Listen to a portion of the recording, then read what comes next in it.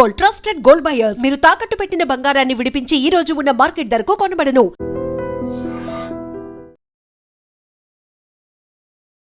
నమస్తే, welcome to I dream talking point with కవిత.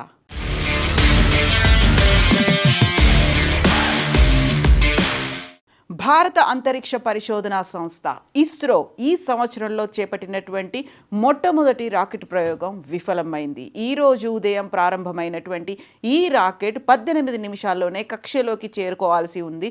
3 దశలు complete అయిపోయిన తర్వాత 4వ దశలో అది అంతు చిక్కకుండా మాయమైపోయింది. దీనికి సంబంధించి ఇస్రో కూడా అనౌన్స్మెంట్ చేసింది. అందులోనూ ప్రధానంగా the PSLV-C62 mission encountered and anomaly during end of the PS3 stage.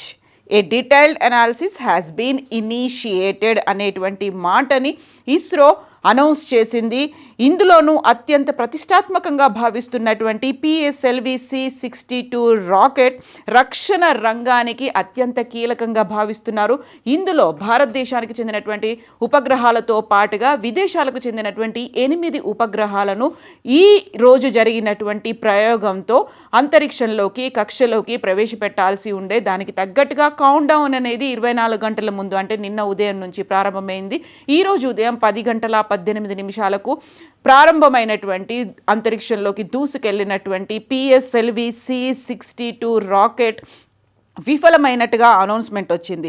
3వ దశ వరకు సజావుగా సాగినటువంటి ఈ రాకెట్ ప్రయోగం 4వ దశ ప్రారంభంలోనే ఉపగ్రహంతో సంబంధాలు తెగిపోయినట్టుగా ఇస్రో అనౌన్స్ చేసింది. 18 నిమిషాలకే పూర్తి కావాల్సినటువంటి ప్రయోగం సాంకేతిక సమస్య వల్ల పూర్తి కాలేదు, అంతు చిక్కకుండానే మాయమైపోయింది అనేటువంటి దాన్ని ఇప్పుడు శాస్త్రవేత్తలు చెప్తున్నారు. దానికి సంబంధించి కారణాలు ఏమై ఉంటాయి అనేది ఐడెంటిఫై చేసే పనిలో పడ్డారు. సో ఈరోజు ఉదయం సతీష్ ధావన్ స్పేస్ సెంటర్ నుంచి EOSN-1తో పాటుగా మరో 14 ఉపగ్రహాలను తీసుకెళ్తోంది. అందులో 8 ఉపగ్రహాలు విదేశాలకు చెందినటువంటి ఉన్నాయి. 3 దశలు చాలా క్లియర్గా ప్రాపర్గా ఆన్ టైం అయ్యాయి. 4th ఫేజ్ రాగానే అనూహ్యంగా సాంకేతిక సమస్య వచ్చింది. అవాంతరాలు ఎదురవడంతో యాక్చువల్గా ఏం జరిగింది అనేటువంటి డేటాని ఇప్పుడు ఇస్రో సైంటిస్టులు అయితే ఐడెంటిఫై చేస్తున్నారు.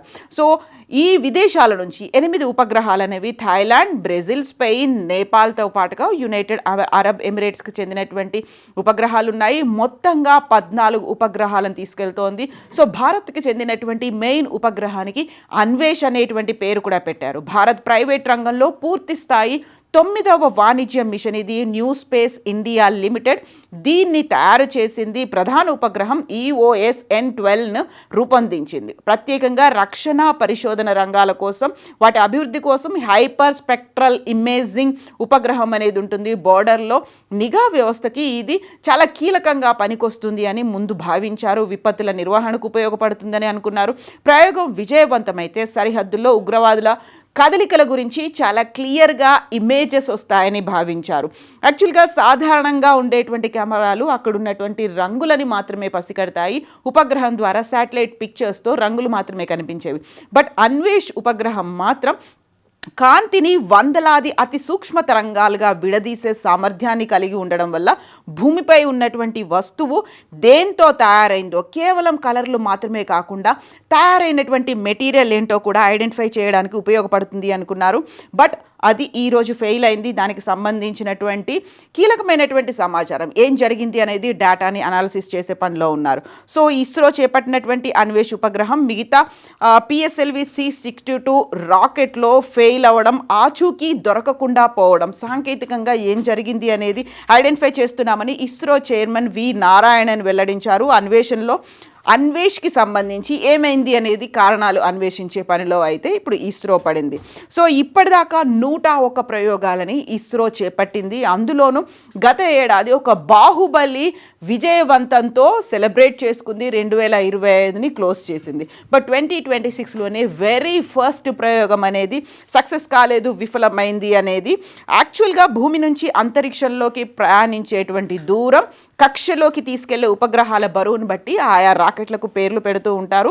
దాని ద్వారానే ఇస్రో ప్రయోగాలను చేపడుతూ వస్తుంది. ఇందులో పిఎస్ఎల్వి ఉంది, జిఎస్ఎల్వి ఉంది, మార్క్ 3, ఎల్విఎం, ఎస్ఎస్ఎల్వి తరహా రాకెట్లను ఇస్రో ప్రయోగిస్తూ వస్తుంది. అందులో పిఎస్ఎల్వి సిరీస్లో ఇప్పటి వరకు 64 రాకెట్లను ఇస్రో ప్రయోగిస్తే కేవలం 2 మాత్రమే ఇప్పటిదాకా ఫెయిల్ అయ్యాయి. ఈరోజు జరిగినటువంటి ప్రయోగం పిఎస్ఎల్వి సిరీస్లో 3వ విఫల ప్రయోగంగా మిగిలిపోతుంది. సో భారతదేశ అంతరిక్ష పరిశోధన సంస్థ గతంలో మన దగ్గర నుంచి ఉపగ్రహాలను పంపించడానికి ఇతర దేశాల మీద, అందులోనూ పర్టికులర్గా రష్యాతో పాటుగా ఫ్రెంచ్ గయానా మీద ఆధారపడి ఉండాల్సినటువంటి పరిస్థితి ఉండేది. అయితే 1970ల దశకంలో భారతదేశం ఉపగ్రహాలను ప్రయోగించడానికి ఇస్రోని ఏర్పాటు చేసింది. అనేక వైఫల్యాలను చవి చూసినప్పటికీ అది సక్సెస్ఫుల్గా రన్ అవుతూ వచ్చింది. 101 సక్సెస్ఫుల్ ప్రయోగాలను ఇప్పటిదాకా రష్యా చేపట్టింది. ఫస్ట్ స్టేజ్లో అంటే ఫస్ట్ ఇస్రోని లాంచ్ చేసినటువంటి రోజుల్లో ఎస్ఎల్వి, ఏఎస్ఎల్వి తరహా రాకెట్లను ప్రయోగించింది. అందులో సక్సెస్ రేట్ కొద్దిగా అంతంత మాత్రంగానే కనిపించింది. ఆ తర్వాత పోలార్ శాటిలైట్ లాంచ్ వెహికల్ పిఎస్ఎల్విని ప్రయోగించింది.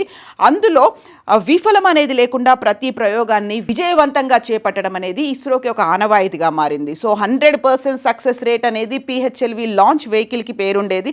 అలాంటి పిఎస్ఎల్విలో ఇప్పుడు వరుస వైఫల్యాలు వస్తున్నాయి. ఎందుకు, ఏం జరిగింది అనే దాని మీద ఇప్పుడు ఇస్రో అయితే అనాలిసిస్లు, డేటాని బేస్ చేసుకొని ఏం జరిగింది, ఎక్కడ సమస్య సాంకేతికంగా వచ్చింది, ఎందుకని నిర్దేశిత కక్షలోకి 18 నిమిషాల్లో చేరాల్సి ఉండే ఎందుకు చేరలేదు అనేది ఐడెంటిఫై చేస్తోంది. గతంలో జిఎస్ఎల్వి ప్రయోగం సక్సెస్ రేట్ అనుమానంగా ఉంది అనుకున్న టైంలోనే చంద్రయాన్ లాంటి కీలకమైనటువంటి ప్రయోగాన్ని కూడా PSLV polar satellite launch vehicle ద్వారానే చేపట్టారు. ఇస్రో ఆ ఘనతను కూడా పొందింది. సో నవంబర్లో పిఎస్ఎల్వి ప్రయోగం విఫలమైంది. ఆ తర్వాత సోమవారం జరిగినటువంటి ఈ ప్రయోగం కూడా చివరి దశలో విఫలమైంది. సో ఈ ప్రయోగించినటువంటి 9 నిమిషాల్లోనే 3 దశలు పూర్తి చేసుకొని రాకెట్ 4వ దశలోకి చేరుకుంటుంది అనుకున్నప్పుడు ఈ ప్రయాణం ఎక్కడికి వెళ్తోంది, కక్షలోంచి ఎక్కడికి మాయమైపోయింది, ఏ దిశగా వెళ్ళింది అనేది ఐడెంటిఫై చేసుకోలేదు. శాటిలైట్ కమ్యూనికేషన్స్ కట్ ఆఫ్ అయిపోయాయి. ఇంతలో మీడియా ముందుకి ఇస్రో చైర్మన్ వచ్చారు, డాక్టర్ నారాయణన్. మొదటి 3 దశల్లో సక్సెస్ అయింది, 4వ దశలో ఫెయిల్ అయిపోయింది అనేటువంటి విషయాన్ని ఆయన అనౌన్స్ చేశారు. సాంకేతిక లోపం కారణంగా ప్రయోగం విఫలమైంది అనేది చెప్తున్నారు. సో ఈ ప్రయోగం విఫలం కావడానికి అన్వేష్ ఎక్కడ మిస్ అయిపోయింది అనేది మాత్రం ఇప్పుడు ఐడెంటిఫై చేస్తున్నారు. వీటికి సంబంధించి భవిష్యత్తులో గగన్యాన్ లాంటి కీలక ప్రయోగాల్ని చేపడుతున్నటువంటి ఈ తరుణంలో ఎలాంటి సాంకేతిక సమస్యలు తలెత్తడం వల్ల ఎలాంటి ప్రాబ్లమ్స్ వస్తాయో అనే దాని మీద అయితే ఇప్పటికీ ఇస్రో ఫోకస్ పెట్టింది. అందులోనూ ఫెయిల్ అవ్వడానికి కారణాలు ఏంటి అనేది ఐడెంటిఫై చేస్తోంది. సో యాక్చువల్గా ఇప్పటికీ పిఎస్ఎల్వితో పాటుగా జిఎస్ఎల్వి, ఇస్రో అనేది గతేడాది ఘనంగా వీలుకోల్పడితే ఈ ఏడాది మాత్రం ఒక విఫల ప్రయోగంతోనే ఇస్రో స్టార్ట్ చేసింది. అందులో కౌంట్ డౌన్ మొదలైపోయింది. ఆ తర్వాత నిన్ననే తిరుపతి, కాళహస్తికి వెళ్ళారు ఇక్కడ ఉన్నటువంటి సైంటిస్టులు. ఆ తర్వాత అక్కడ ఉన్నటువంటి మాడ్యూల్స్తో కూడా పూజలు జరిపించుకొని వచ్చారు. బట్ కౌంట్ డౌన్ అయిన తర్వాత 1485 కిలోల బరువు ఉన్నటువంటి EOS-N1 ఉపగ్రహంతో పాటు స్వదేశీ, విదేశాలకు చెందినటువంటి 15 అతి చిన్న ఉపగ్రహాలను కూడా తీసుకెళ్లాల్సి ఉండే. ఇందులో EOS-N1 అనేటువంటి ఉపగ్రహం భూమికి 506 కిలోమీటర్ల ఎత్తులో ఉన్నటువంటి సూర్యానువర్తన కక్షలోకి ప్రవేశపెట్టాల్సి ఉంది. 15 ఉపగ్రహాలను కూడా 10 సెకండ్ల వ్యవధిలోనే కక్షలోకి చేరుస్తారు అనేటువంటి దానికి సంబంధించినటువంటి మాడ్యూల్ని, దానికి సంబంధించినటువంటి ప్రోగ్రామ్ని ఇస్రో అయితే డిజైన్ చేసుకుంది. సో రాకెట్ 4వ దశను రీస్టార్ట్ చేసిన తర్వాత స్పెయిన్ దేశానికి చెందినటువంటి కిడ్ అనేటువంటి ఒక బుల్లి ఉపగ్రహం, మన భారతదేశానికి చెందినటువంటి ఉపగ్రహానికి అన్వేష అనే పేరు పెడితే స్పెయిన్ ఉపగ్రహానికి కిడ్ అనేటువంటి పేరు పెట్టారు. సో అది స్పానిష్ స్టార్టప్ ఆర్బిటల్ పారాడైమ్తో పరీక్షించేటువంటి అవకాశం ఉండింది. బట్ అది ఫెయిల్ అయిపోయింది. DRDO అభివృద్ధి చేసినటువంటి EOS-N1కి అన్వేషణగా నామకరణం చేశారు. బట్ ఏం జరిగింది అనేది, ఇప్పుడు ఎందుకు సడన్గా మాయమైపోయింది, ఎలా మిస్ అయిపోయింది అనే దానికి సంబంధించి అయితే అన్వేషణని మొదలుపెట్టేటువంటి పని స్టార్ట్ చేసింది ఇస్రో. నిజంగా ప్రస్తుతం ఉన్నటువంటి సమాజం దేనికి ప్రయారిటీ ఇస్తుంది? ఆర్థిక సంబంధాల చుట్టూ మాత్రమే తిరుగుతుంది. మళ్ళీ ఎన్నికలంగానే చాలా విరక్తి కలుగుతున్నాం. మంచి అనిపిస్తుంది కదా, లేడీస్ కూడా ఛాలెంజింగ్ జాబ్స్ చేసినప్పుడు చాలా బాగుంటది. ట్రాఫిక్ అసిస్టెంట్స్ గా నియమించిన ట్రాన్స్జెండర్స్ అందరితో సాల్యూట్ చేయించుకుంటున్నారు. ఫుడ్ డెలివరీ ఇవ్వటానికి వెళ్ళినటువంటి డెలివరీ బాయ్ అనిల్ పై కళ్ళ ముందు పెళ్ళండి